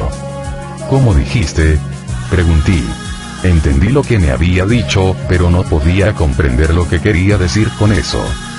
Ustedes dos forcejeaban una vez, y por esa razón, ahora llevan consigo la energía del uno y del otro. Se me ocurrió que la voz del emisario estaba llena de malicia o hasta de sarcasmo. No, no es sarcasmo, me aseguró el emisario. Me da gusto que tengas familiares aquí entre nosotros. ¿Qué quieres decir con familiares? Pregunté. Cuando se comparte energía, se crea un parentesco, contestó. La energía es como la sangre. No fui capaz de decir nada más. Sentí de un modo muy vago lejanas punzadas de terror. El miedo es algo que no existe en este mundo, dijo el emisario. Y esa fue su única aseveración no cierta. Mi ensueño terminó ahí. La impresionante intensidad y claridad de mi ensueño, y la continuidad de las aseveraciones del emisario me impresionaron de tal manera, que estaba más que ansioso por contárselo a don Juan. Me sentí terriblemente perturbado y sorprendido, cuando don Juan no quiso escuchar mi relato. No dijo nada, pero tuve la clara impresión de que creía que todo había sido el resultado de mis exageraciones. ¿Por qué se comporta usted así conmigo? Le recriminé. ¿Está usted molesto conmigo? No. No estoy molesto contigo de ninguna manera, dijo. El problema es que no puedo hablar de esta parte de tu ensueño. Estás completamente solo en este asunto. Te he dicho que los seres inorgánicos son reales. Ahora te estás dando cuenta de lo reales que son. Pero lo que hagas con tus descubrimientos es asunto tuyo, únicamente tuyo. Algún día te darás cuenta de la razón por la cual tienes que estar solo. Pero no hay nada que usted me pueda decir acerca de ese ensueño. Insistí. Lo que te puedo decir es que no fue solamente un ensueño. Fue un viaje a lo desconocido. Un viaje necesario, y extremadamente personal. E inmediatamente cambió de tema, y empezó a hablar sobre otros aspectos de sus enseñanzas. Pero a partir de ese día, a pesar de mi miedo y la falta de consejos, me convertí en un viajero diario a ese mundo esponjoso. Comprobé que cuanto más intensa era mi capacidad de observar los detalles de mis ensueños, más fácil era aislar a los exploradores. Si admitía que los exploradores eran una energía foránea, se mantenían dentro de mi campo de percepción por un rato. Si los tomaba como objetos casi conocidos, se quedaban por un rato aún más largo, cambiando de forma erráticamente. Pero si los seguía, expresando en voz alta mi intento de ir con ellos, los exploradores transportaban mi atención de ensueño a un mundo más allá de lo que puedo normalmente imaginar. Don Juan me había dicho que los seres inorgánicos están siempre dispuestos a enseñar. Pero no me había dicho que lo que están dispuestos a enseñar es ensoñar. Me aseguró que el emisario de ensueño, siendo una voz, es un perfecto puente entre ese mundo y el nuestro. Lo que descubrí fue que la voz del emisario no era solamente la voz de un maestro, sino la voz del más sutil de los vendedores. Repetía una y otra vez, en la ocasión y el momento precisos, las ventajas que su mundo ofrecía. Sin embargo, también me enseñó cosas de incalculable valor sobre diferentes aspectos del ensueño. Para que el ensueño sea perfecto, lo primero es parar el diálogo interno, me dijo en una ocasión. A fin de pararlo, pon entre tus dedos 2 cristales de cuarzo que midan entre 6 y 9 centímetros de largo, o un par de piedras de río pulidas, del largo y del ancho de tus dedos. Dobla un poco tus dedos, y presiona los cristales o piedras con ellos. El emisario añadió que pedazos de metal pulido, siempre y cuando fueran de la misma medida que los dedos, eran igualmente efectivos. El procedimiento consistía en presionar 2 o hasta 3 objetos delgados entre los dedos de cada mano, creando de esta manera una presión casi dolorosa en las manos. Una presión que tenía la extraña propiedad de parar el diálogo interno. El emisario expresó su preferencia por los cristales de cuarzo. Dijo que daban los mejores resultados, aunque con práctica cualquier cosa era adecuada. Quedarse dormido en un momento de silencio total garantiza una perfecta entrada al ensueño, dijo la voz del emisario, y también garantiza el incremento de la atención de ensueño. Los ensoñadores deberían usar un anillo de oro, me dijo el emisario en otra ocasión, y es preferible que les quede un poco apretado. Su explicación fue que un anillo sirve a los ensoñadores como puente, para emerger del ensueño y regresar al mundo cotidiano, o para sumergirse, desde nuestra conciencia cotidiana, en el reino de los seres inorgánicos. ¿Cómo funciona ese puente?, pregunté. No había comprendido lo que esto implicaba. El contacto de los dedos con el anillo tiende el puente, dijo el emisario. Si un ensoñador ensueña con un anillo puesto, ese anillo atrae la energía de mi mundo, y la guarda. Y cuando es necesario, el anillo libera esa energía en los dedos del ensoñador, y eso lo transporta de regreso a este mundo. La presión que ese anillo ejerce alrededor del dedo, sirve igualmente para asegurar que el ensoñador regrese a su mundo, al crear en su dedo una sensación familiar y constante. Durante otra sesión de ensueño, el emisario dijo que nuestra piel es el órgano perfecto para transformar ondas energéticas de la forma del mundo cotidiano a la forma del mundo de los seres inorgánicos, o viceversa. Recomendó mantener la piel fresca y libre de aceites o pigmentos. También recomendó que los ensoñadores usaran un cinturón apretado, o una cinta en la frente, o un collar, para así crear un punto de presión, el cual sirve como un centro de intercambio energético en la piel. Explicó que la piel automáticamente filtra energía, y lo que se necesita para que la piel no solo la filtre, sino también la intercambie de una forma a la otra, es expresar nuestro intento en voz alta durante el ensueño. La voz del emisario me hizo un día un maravilloso obsequio. Dijo que para poder asegurar la agudeza y precisión de nuestra atención de ensueño, debemos sustraerla de atrás de nuestro paladar, donde se localiza un enorme depósito de atención en todos los seres humanos. Las direcciones específicas del emisario fueron emplear disciplina y control para presionar la punta de la lengua contra el paladar, mientras se ensueña. La caracterizó como una tarea tan difícil y desgastante como encontrarse las manos en un sueño, pero que una vez perfeccionada da asombrosos resultados en el control de la atención de ensueño. Recibí del emisario instrucciones en todos los temas concebibles, instrucciones que rápidamente olvidaba si no me eran repetidas infinidad de veces. Le pedí consejo a don Juan acerca de este problema de no poder retener las informaciones que me daba el emisario. Su comentario fue tan breve como me lo esperaba. Enfócate solamente en lo que el emisario dice acerca del ensueño, dijo. Fiel a esa recomendación, únicamente seguí sus instrucciones cuando trataban sobre el ensueño, y corroboré personalmente su valor. Lo más vital para mí fue que la atención de ensueño está localizada atrás del paladar. Tuve que llevar a cabo un tremendo esfuerzo para sentir que estaba presionando el paladar con la punta de mi lengua mientras ensoñaba. Una vez que lo logré, mi atención de ensueño tomó su propio curso, y se volvió quizá más aguda que mi percepción normal del mundo cotidiano. No me costó trabajo deducir cuán profundo debe de haber sido el trato y compromiso de los brujos antiguos con los seres inorgánicos. Los comentarios y advertencias de don Juan, sobre los peligros de tal relación, se volvieron para mí más apremiantes que nunca. Hice lo mejor que pude para vivir de acuerdo a su criterio de una autoexaminación de misericordia. Solamente así el emisario se pudo convertir en un reto para mí, el reto de no sucumbir a la tentación de sus promesas de conocimiento y poder ilimitado, logrados con solo expresar el deseo de vivir en ese mundo. ¿Me debería usted dar por lo menos una idea sobre lo que debo hacer?, insistí en una ocasión en la que hablamos del ensueño. No puedo, dijo de modo concluyente. Y no me lo pidas otra vez. Te dije que en esta situación los ensoñadores tienen que estar solos. Pero ni siquiera sabe usted lo que quiero preguntarle. Por supuesto que lo sé. ¿Quieres que te diga que está bien que vivas en uno de esos túneles? Aunque tu única razón para vivir allí sea la de averiguar de qué te está hablando la voz del emisario. Tuve que admitir que ese era exactamente mi dilema. Quería por lo menos saber qué implicaba la aseveración del emisario de que uno puede vivir dentro de esos túneles. Yo tuve que pasar por el mismo tormento, prosiguió don Juan, y nadie me pudo ayudar. La decisión de vivir en ese mundo es algo extremadamente personal y final. Una decisión que se finaliza en el instante mismo en que se expresa en voz alta el deseo de vivir allí.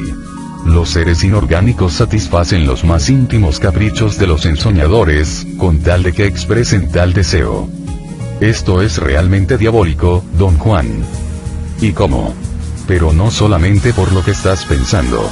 Para ti, la parte diabólica es la tentación de ceder, especialmente cuando las recompensas son tan grandiosas. Para mí, la naturaleza diabólica del reino de los seres inorgánicos es que puede que sea el único refugio que los ensoñadores tienen en un universo hostil. ¿Es realmente un refugio para los ensoñadores, don Juan?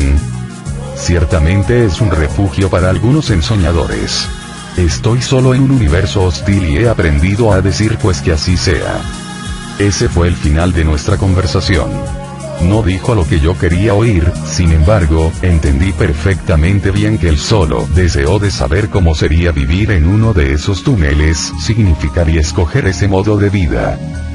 Yo no estaba interesado en tal cosa. En esos momentos, tomé la decisión de continuar con mis prácticas de ensueño, sin ninguna otra implicación. Se lo dije a don Juan rápidamente. No digas nada, me aconsejó, pero sí entiende que si escoges permanecer en ese mundo, tu decisión será final. Te quedarás allí para siempre. Me es imposible juzgar objetivamente qué fue lo que sucedió durante las innumerables veces que ensoñé ese mundo. Puedo decir que parecía ser un mundo tan real como cualquier sueño puede ser real. O también puedo decir que parecía ser tan real como nuestro mundo cotidiano lo es. Ensoñando ese mundo me di cuenta de lo que tantas veces don Juan me había dicho, que bajo la influencia del ensueño, la realidad sufre una metamorfosis. Me encontré frente a las dos opciones que enfrentan todos los ensoñadores. Don Juan dijo que o ajustamos nuestro sistema de interpretación sensorial, o hacemos caso omiso de él. Para don Juan, el ajustar nuestro sistema de interpretación significaba renovarlo. Dijo que al vivir de acuerdo a las premisas del camino del guerrero, los ensoñadores ahorran y almacenan la energía necesaria para suspender todo juicio, y facilitar de esta forma, la renovación del sistema de interpretación. Explicó que si les da por renovarlo, la realidad se vuelve fluida, y la esfera de lo que puede ser real aumenta, sin poner en peligro la integración de la realidad. Ensoñar abre la puerta a otros aspectos de lo que es real. Si a los ensoñadores les da por hacer caso omiso del sistema de interpretación, el campo de lo que puede ser percibido sin interpretación aumenta sin medida. La expansión de la percepción es tan gigantesca, que se queda con muy pocos medios de interpretación sensorial, y por lo tanto se queda con el sentido de una infinita realidad que es irreal, o una irrealidad infinita que podría muy bien ser real, pero que no lo es. La única opción aceptable para mí fue la de reconstruir y expandir mi sistema de interpretación. Al ensoñar el reino de los seres inorgánicos tuve que enfrentar, de ensueño en ensueño, la consistencia de ese mundo, empezando por encontrar a los exploradores, expresar mi intento de seguirlos, escuchar la voz del emisario, y entrar en los túneles. Los atravesé una y otra vez sin sentir nada, pero estando consciente de que el tiempo y el espacio eran constantes, aunque no en términos discernibles para la razón bajo circunstancias normales. Sin embargo, al notar la diferencia, ausencia, o profusión de detalle en cada túnel, o al notar el sentido de distancia entre los túneles, o al notar el largo o ancho aparente de cada túnel por el cual viajé, llegué a tener un mínimo sentido de observación objetiva. El ajuste más dramático de mi sistema de interpretación fue en la idea del yo en el mundo de los seres inorgánicos. En ese mundo, yo era una masa de energía que podía deslizarse por los túneles, como una veloz luz, o podía gatear en sus paredes, como un insecto. Si volaba, una voz me daba consistente información sobre los detalles de las paredes en las cuales había enfocado mi atención. Esos detalles eran intrincadas protuberancias, como el sistema Braille. Cuando gateaba en las paredes, podía ver los mismos detalles con mayor precisión, y escuchar la voz dándome descripciones más complejas. Una consecuencia inevitable fue el desarrollo de dos tipos simultáneos de enfoque. Por un lado, sabía que aquello era un ensueño, y por otro, sabía que aquello era un viaje pragmático, inimaginable, pero tan real como cualquier viaje en el mundo. De ese modo corroboré la aseveración de Don Juan de que la existencia de los seres inorgánicos es el más temible asaltante de nuestra razón. En un momento dado, cuando la tensión de mi insostenible posición, creer seriamente en la existencia de los seres inorgánicos, y al mismo tiempo, creer seriamente que todo era solo un ensueño, estaba a punto de destruirme, algo cambió drásticamente en mi actitud, aunque sin habérmelo propuesto.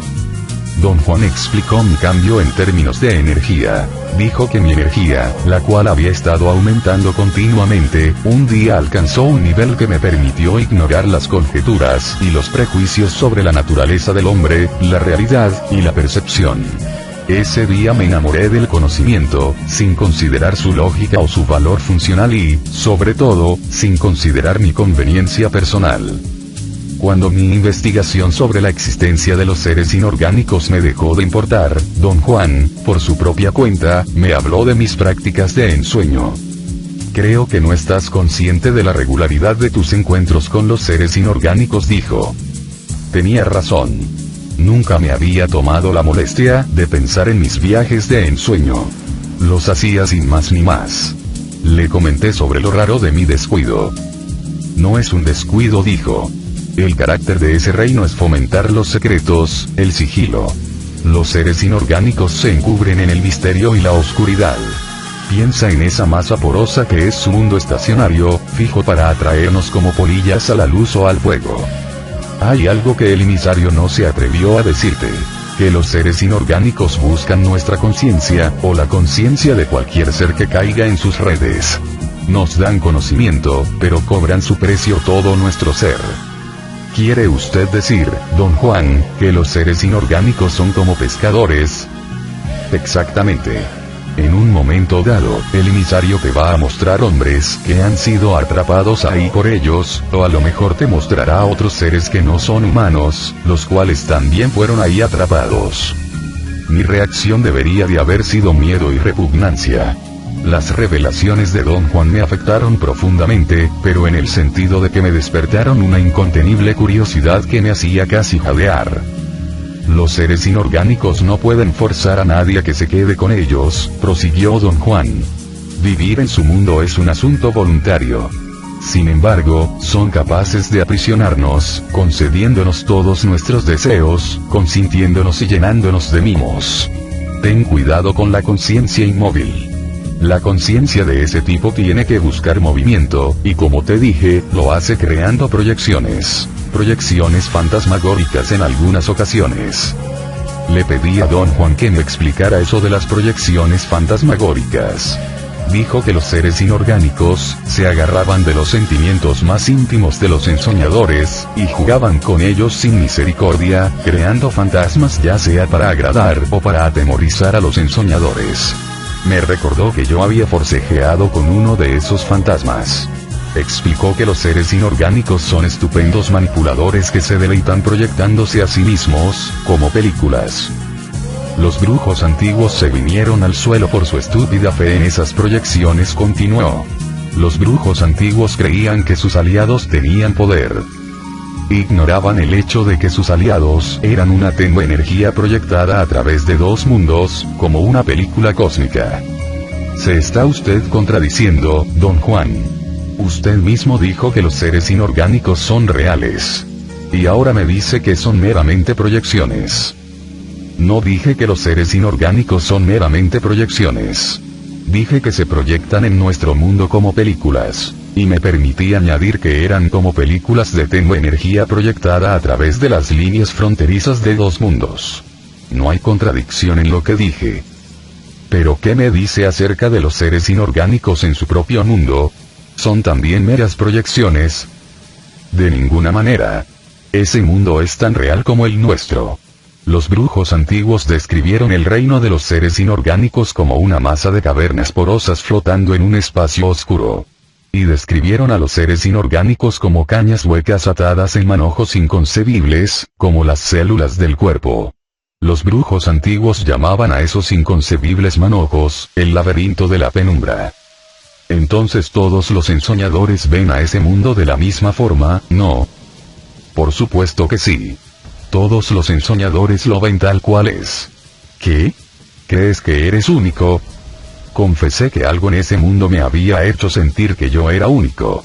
Lo que creaba esta clara y placentera sensación de ser exclusivo no era la voz del emisario de ensueño, ni nada que yo pudiera conscientemente imaginar. Eso es exactamente lo que derribó a los brujos antiguos, dijo Don Juan. Los seres inorgánicos les hicieron lo mismo que te están haciendo a ti. Les hicieron sentir que eran únicos, exclusivos. Y algo aún más pernicioso, les hicieron sentir que tenían poder. La sensación de tener poder y ser únicos es invencible como fuerza de corrupción. Ten cuidado. ¿Cómo evitó usted ese peligro? Fui unas cuantas veces a ese mundo, y luego no volví más. Don Juan explicó que, en la opinión de los brujos, el universo es predatorio, y que los brujos tomaban esto en cuenta al llevar a cabo sus actividades diarias de brujería. Su idea era que la conciencia está esencialmente obligada a expandirse, y la manera en que se puede expandir es por medio de luchas, por medio de confrontaciones de vida o muerte. La conciencia de los brujos se expande cuando ensueñan, prosiguió. Y en el momento en que se expande, algo allá afuera reconoce su expansión, y se propone conseguirla. Los seres inorgánicos son los postores para esa nueva y expandida conciencia. Los ensoñadores deben estar siempre alertas. En el momento en que se aventuran en ese universo predatorio, se convierten en presas. ¿Qué es lo que me sugiere que haga para estar a salvo, Don Juan? No te descuides ni por un segundo. No dejes que nada ni nadie decida por ti. Ve al mundo de los seres inorgánicos, únicamente cuando tú quieras ir. Honestamente, Don Juan, yo no sabría cómo hacer eso. Una vez que aíslo a un explorador, una tremenda presión se ejerce sobre mí para que vaya. No tengo ni la menor idea cómo cambiar de parecer. Déjate de idioteces. Tú puedes parar cuando se te dé la gana. No lo has intentado, eso es todo. Insistí con vehemencia que me era imposible parar. Él no prosiguió con el tema, y me sentí agradecido por ello. Un perturbador sentimiento de culpa había empezado a corroerme. Por una razón desconocida, y jamás se me había ocurrido ni siquiera la idea de parar conscientemente la atracción de los exploradores. Como de costumbre, Don Juan tenía razón. Descubrí que realmente podía cambiar el curso de mi ensueño, intentado ese curso. Después de todo, había intentado que los exploradores me transportaran a su mundo. Era factible que si intentaba deliberadamente lo opuesto, mi ensueño seguiría un curso opuesto. Por medio de la práctica, mi capacidad de parar o de intentar mis viajes al reino de los seres inorgánicos se volvió extraordinariamente aguda, y esto trajo consigo un control más profundo de mi atención de ensueño. Poder parar o intentar mis viajes, cuando se me antojara, me volvió más osado. Tu confianza es aterradora, fue el comentario que hizo Don Juan, cuando le conté acerca de los nuevos aspectos de mi control sobre la atención de ensueño. ¿Por qué aterradora?, pregunté. Yo estaba verdaderamente convencido del valor práctico de lo que había descubierto. Porque tu confianza es la confianza de un tonto, dijo. Te voy a contar una historia de brujos, a propósito de esto. Yo no fui testigo de ella, pero el maestro de mi maestro, el Nahual Elías, sí. Don Juan dijo que el Nahual Elías y el amor de su vida, una bruja llamada Amalia, se perdieron en su juventud, en el reino de los seres inorgánicos. Nunca había oído a Don Juan hablar acerca de brujos que fueran el amor de la vida de nadie. Me sorprendió tanto que inmediatamente le eché en cara su inconsistencia. No es inconsistencia. Es que siempre he rehusado contarte historias del afecto de brujos, dijo. Has estado tan sobresaturado de amor toda tu vida que quería darte un respiro. Bueno, el Nahual Elías y el amor de su vida, la bruja Amalia, se perdieron en el reino de los seres inorgánicos, prosiguió Don Juan. Ellos no se fueron allí en el sueño, sino en su conciencia diaria y con sus cuerpos. ¿Cómo sucedió eso, don Juan? Su maestro, el Nahual Rosendo, en práctica y temperamento, era como tú, muy parecido a los brujos antiguos. Su intención era ayudar a Elías y a Amalia, pero en vez de eso, los empujó a cruzar unos límites funestos. Lo que quería hacer era aplicar las técnicas de los brujos antiguos, y conducir a sus dos discípulos a la segunda atención, pero lo que logró fue la desaparición de los dos jóvenes. Don Juan dijo que era una historia muy larga y complicada, y que no cabía entrar en detalles, solamente me iba a contar cómo se perdieron en ese mundo. Dijo que el error en el cálculo del Nahual Rosendo fue asumir que los seres inorgánicos no estaban en lo absoluto interesados en las mujeres. Su razonamiento se basaba en la certeza que tienen los brujos de que el universo, en su totalidad, es marcadamente femenino, y que lo masculino, al ser una ramificación de los femenino, es escaso, por lo tanto, codiciado. Don Juan comentó que quizá la escasez de lo masculino es la razón del injustificado dominio de los hombres en nuestro planeta. Yo quería seguir con ese tema, pero él continuó con su historia.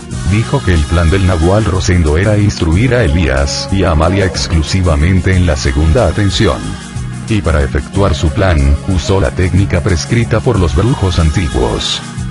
Durante el ensueño, aisló a un explorador, y manifestó en voz alta su intento de que el explorador transportara a sus discípulos a la segunda atención.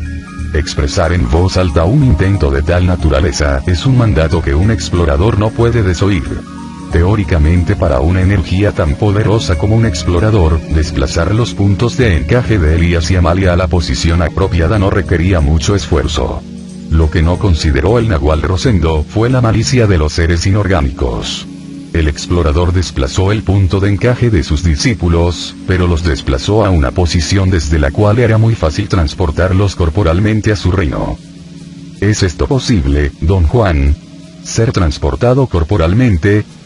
Sí, es enteramente posible.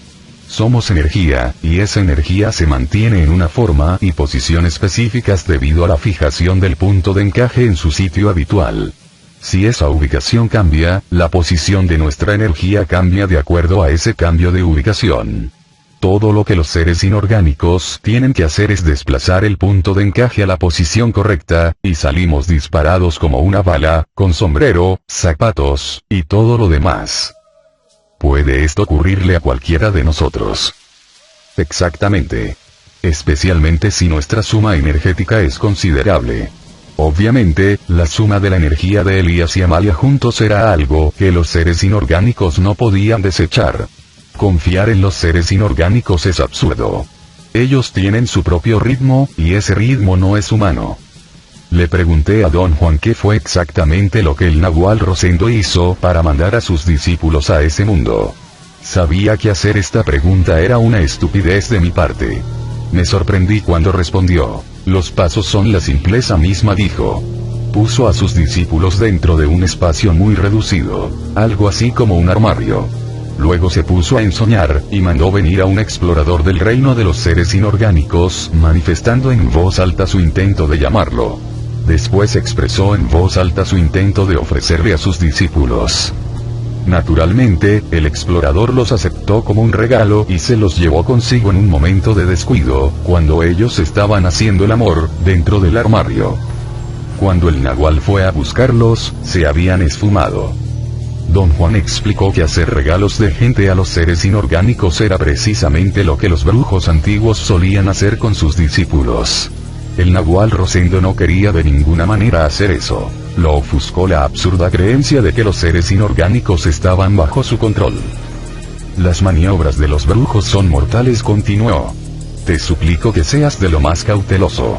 No dejes que te enceguezca la estúpida sensación de confianza en ti mismo. ¿Qué fue lo que les pasó finalmente al Nahual Elías y a Amalia? Pregunté.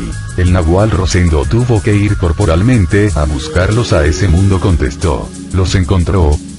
Sí, después de luchas indescriptibles. Pero no pudo sacarlos del todo. Así que fueron siempre semiprisioneros de ese reino. ¿Los conoció usted, don Juan? Por supuesto que los conocí, y te puedo asegurar que eran sobremanera extraños.